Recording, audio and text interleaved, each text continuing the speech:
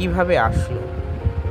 আমাদের বাড়ির আশেপাশে যেখানেই নাম সংকীর্তন হয়, তার শেষ দিনে মালসাভোগ ভগবানের উদ্দেশ্যে দেওয়া হয়। কিভাবে আসলো এই মালসাভোগ তা আজ জানি।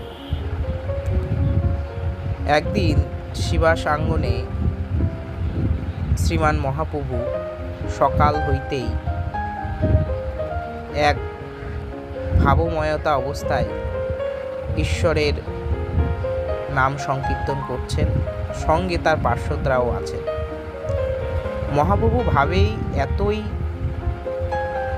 উন্মত্ত ছিলেন যে কখনো তিনি হাসছেন, কখনো কাঁদছেন, কখনো ধুলায় গড়াগড়ি দিচ্ছেন। এই অবস্থা দেখিয়া কোনো ভক্ত সাহস করিয়া তাকে প্রসাদ গ্রহণের কথা বলতে পারছিলেন না। যখন মধ্যরাত, মহাপ্রভুর তখন ভাবস্থ অবস্থা কাটল, তিনি একটু প্রকৃতস্থ হইলেন। তখন তিনি শিবাসকে বলিলেন, শিবাস, আমি বড়ই ক্ষুধার্ত, তোমরা আজকে আমাকে কেউই প্রসাদ গ্রহণ করিতে বলো নাই। শিবাস বলিলেন, প্রভু, আপনার যে ঈশ্বরীয় যে ভাবময়তা তা দেখে আমরা কেউই আপনাকে সাহস পাই নাই প্রসাদ গ্রহণ করবেন এই কথা বলবার জন্য। তখন মহাপ্রভু বললেন, যাও শিবাস, গিয়ে ঘর থেকে প্রসাদ নিয়ে এসো। শিবাস গিয়ে ঘরে দেখলেন প্রসাদের কিছুই অবশিষ্ট নেই।